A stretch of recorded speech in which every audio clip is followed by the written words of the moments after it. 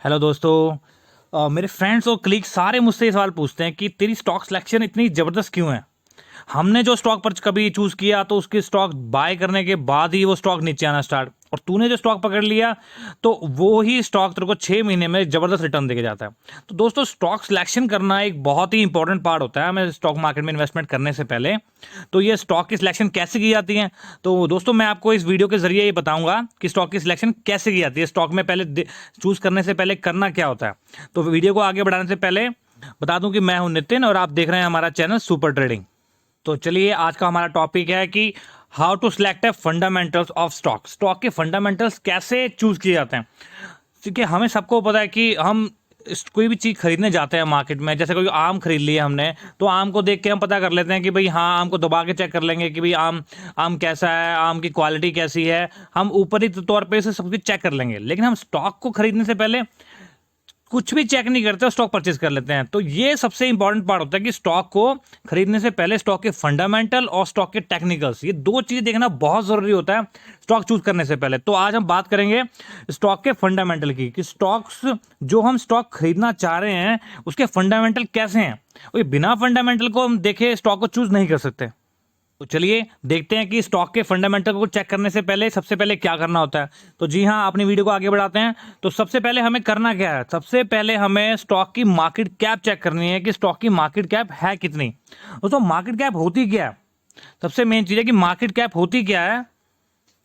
Market cap वो चीज़ होती है कि जैसे कि किसी कंपनी ने कुछ अपने शेयर्स आईपीओ के जरिए या वैसे मार्केट में ओपनली शेयर रखे होते हैं, जिसको हम बाय और सेल ट्रेड करते हैं। जो उन शेयरों की टोटल वैल्यू होती है उसको हम बोलते हैं मार्केट कैप। ये तो हो गई हमारी मार्केट कैप। लेकिन एक अच्छी मार्केट कैप किसे कहते हैं, एक अगर लार्ज कैप कंपनी है कोई, तो उसकी मार्केट वैल्यू कम से कम 10 बिलियन या उससे ज़्यादा ज़्यादा की होनी चाहिए। जैसे कि हम आप देख रहे हैं कि इसमें इस लिस्ट में मैंने आपको दिखाया है कि 10 बिलियन या फिर उससे ज़्यादा अगर एक लार्ज कैप कंपनी की मार्केट वैल्यू है, दैट मीन्स वो बहुत अच्छी है। $10 बिलियन का मतलब हो गया अराउंड 75,000 करोड़। अगर इतनी आपकी मार्केट वैल्यू इस कंपनी की आप चूज करना चाहते हैं तो वो कंपनी की मार्केट वैल्यू अच्छी है, आप उस स्टॉक को चूज कर सकते हैं। तो मैं आज एक कंपनी का एग्जांपल लेके आया हूं जो कि है टीसीएस। ये आपने कुछ नहीं करना, आपको आप मनी कंट्रोल या एनएससी की साइट पे जाइए, वहां पे किसी भी स्टॉक के बारे में सर्च कर सकते हैं। जरूरी नहीं है कि आपने टीसीएस को ही सर्च करना है। तो मैं एक एग्जांपल के तौर पे आपके सामने लेके आया हूं टीसीएस के फंडामेंटल्स, जो कि मैं आपको दिखाऊंगा। जैसे कि मैं देख रहा हूं कि टीसीएस का शेयर अभी 3871 रुपए पे ट्रेड कर रहा है। अगर मैं इसकी मार्केट कैप पे देखना चाहूं तो ये मार्केट कैप मेरे सामने नजर आ रही है करीब 14,32,000 करोड़ की।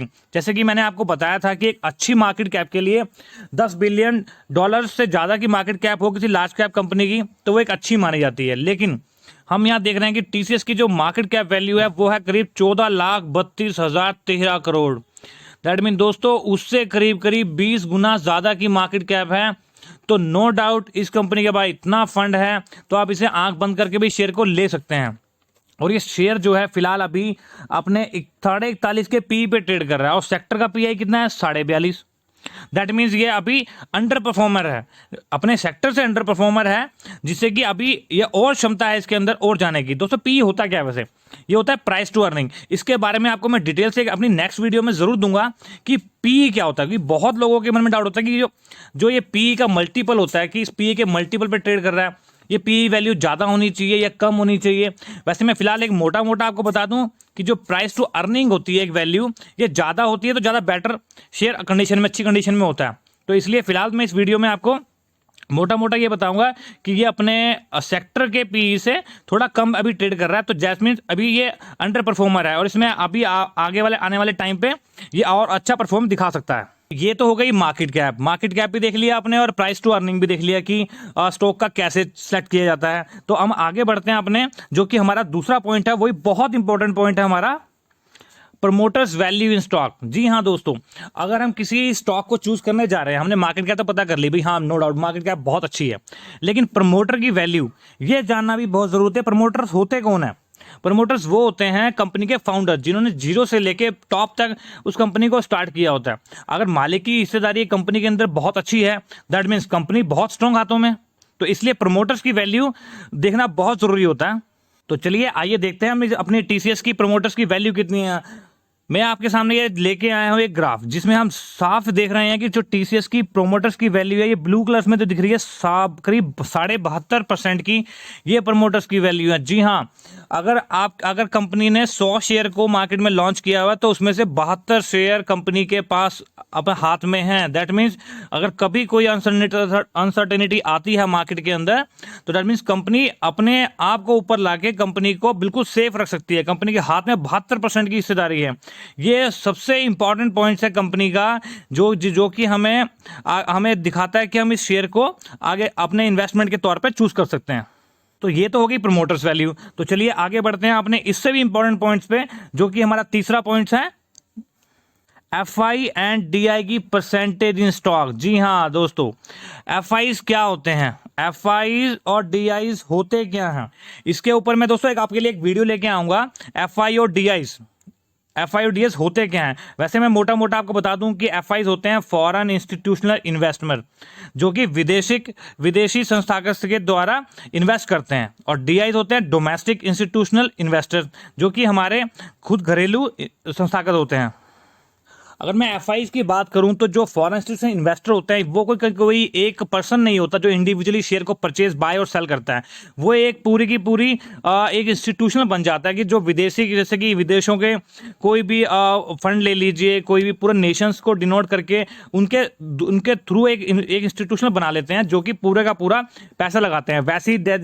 वैसी सेम डीआई भी सेम ऐसी हैं कि कोई इंडिविजुअल बंदा काम नहीं करता, इसके अंदर पूरा एक इंस्टीट्यूशनल बना के नेशंस को, राष्ट्रीय को संबोधित करके वो इस पे बाय और सेल करते हैं। जैसे कि मैं आपको एग्जांपल दे दूं एफआईज के, जैसे कि Euro Pacific growth fund, government of Singapore, BlackRock, Vanguard, आपने सुना होगा ब्लैक रोज के क्या नाम है, अपने म्यूचुअल फंड भी हैं जो इंडिया में जो काम करते हैं। और इस तरह के फंड्स होते हैं जो कि एक इंस्टीट्यूशन बनाते हैं पूरा का पूरा और इंडियन मार्केट में पैसा लगाते हैं। और जो डोमेस्टिक इंस्टीट्यूशनल इन्वेस्टर्स होते हैं वो क्या होते हैं, जैसे कि इंडिया में म्यूचुअल फंड्स हैं, Nippon AMC, Indian insurance company, HDFC और तरह के जो भी फंड्स होते हैं कि पूरा इंस्टीट्यूशन होता है कि लोगों का सारा पैसा इनके अंदर फंड्स में जाता है और ये मार्केट्स में लगाते हैं। तो इसके द्वारा मार्केट्स में बाइंग और सेलिंग की जाती है। तो ये तो होते हैं हमारे डीआईज और एफआई। तो ये तो मैंने आपको बता दी इनके बारे में। तो अब जानना जरूरी है कि जो हमने स्टॉक आपके लिए एग्जांपल के तौर पे लिया है उसमें एफआईज की और डीआईज की बाइंग कितनी है। तो देखिए ये मैं आपके सामने चार्ट लेके आया हूं। तो ये ग्रीन कलर में जो ये आपके सामने अभी बन रहा है, जो कि मैं दिखा रहा हूं कि ये एफआई की वैल्यू है 15.5%। जो हमारे विदेशी संस्थागत हैं उनकी करीब करीब टीसीएस के अंदर 15.5% की हिस्सेदारी है। और same as it is note पे देखूं तो मैं डीआईज जो येलोज में है 8% की हिस्सेदारी डीआईज की है। तो हिस्सेदारी में भी दोनों को मिला के देखी जाए तो करीब करीब 23.5 से 24% की हिस्सेदारी एफआई और डीआईज की टीसीएस के स्टॉक में है, जिसमें से 72% की हिस्सेदारी हो गई प्रमोटर्स की। तो कंपनी पूरी तरह से बहुत अच्छे हाथों में है कि एफआईज का निवेश भी इसमें बहुत अच्छा है, डीआईज का भी अच्छा है और प्रमोटर्स की तो वैल्यू है ही बहुत स्ट्रांग। तो तीनों पैरामीटर्स पे कंपनी बहुत हमारी तरफ से नंबर 1 पे उतरती है कि प्रमोटर्स वैल्यू अच्छी हो गई, एफआई डीआई वैल्यू अच्छी होगी, मार्केट कैप भी अच्छी है। तो सबसे अब जो हमारा नेक्स्ट पॉइंट है वो सबसे इंपॉर्टेंट पॉइंट है कि कंपनी के लिए हमें लास्ट में देखना क्या होता है, फंडामेंटल्स का जो आखिरी पॉइंट। तो हम आगे बढ़ते हैं अपने लास्ट और सबसे इंपॉर्टेंट पॉइंट्स के ऊपर, जो कि है हमारा मार्केट डेप्थ। बिल्कुल जी हाँ दोस्तों, मार्केट डेप्थ होती क्या है? मार्केट डेप्थ होती है कर्जा, कि कंपनी के ऊपर कोई कर्जा तो नहीं है जिस शेयर को हम परचेज करने जा रहे हैं कि भाई कर्जा तो नहीं है। तो कर्जा वैसे हर कंपनी के ऊपर होता है, लेकिन कंपनी के ऊपर कर्जा कितना है पता लगे कंपनी ने भाई पूरी की पूरी कंपनी कर्जे में डूबी हुई है। जब कंपनी कर्जे में डूबी हुई है तो आगे जाके आपको उसके रिटर्न्स क्या मिलेंगे। तो इसलिए ये चीज जानना बहुत जरूरी होता है कि कंपनी कितने कर्जे में है और कंपनी आगे रिकवर कर पाएगी कि नहीं। तो लीजिए दोस्तों, आपके लिए ले आया हूं मैं आपके सामने जो टीसीएस की प्लेजिंग शेयर है जून 2020 के अंदर, उसके जो शेयर थे वो करीब करीब 3% प्लेज शेयर थे। लेकिन कंपनी की ग्रोथ इतनी स्ट्रांग होती गई, कंपनी के प्रमोटर्स की वैल्यू बढ़ती चली गई और कंपनी यहां पे 0.47 आज जून के क्वार्टर में कंपनी की जो प्लेजिंग शेयर है 0.47% की रह गई है। दोस्तों 0.5% की भी इसके शेयर कर्जे में नहीं है। अगर कोई कंपनी 5% या 10% भी कर्जे में होती है तो कंपनी वो अच्छी मानी जाती है, क्योंकि 5 से 10% का कर्जा होना लाजमी होता है। लेकिन इस कंपनी पे कोई कर्जा नहीं है, डेब्ट फ्री कंपनी है। दोस्तों आंख बंद करके इस कंपनी के शेयर्स को आप ले सकते हैं इन्वेस्टमेंट के तौर पे। तो ये तो हमने आपको बता दी चारों चीजें।